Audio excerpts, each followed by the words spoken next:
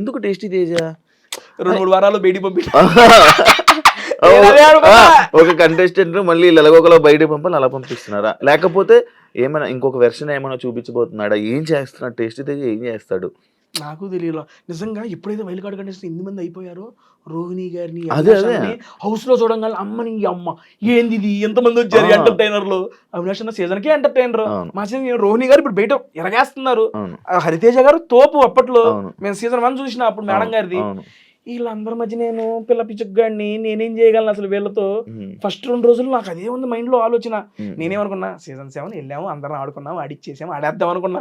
వాళ్ళందరూ చూడంగానే ఆట అమ్మని ఇదేందయ్యా ఇది ఎట్ట, సరే దీన్ని ఎట్టగొట్టి నెట్టుకు రావాలి అని చెప్పి ఇక వాళ్ళతో ఆ జర్నీ, ఆ కామెడీ జర్నీ కంటిన్యూ చేసి అనుకున్నా కదా. నేను గట్టి ఫిక్స్ అయ్యా, అమ్మ వచ్చేదాకా ఉండాలి. ఏ వారం 10-11 వారం వస్తాం. వీళ్ళందరిలో కల్లా నేను అనుకుంది ఏంటంటే, నిజంగా చూసి 2వ వారం 3వ వారం తేజ గారు బయటికి వెళ్ళిపోతారు.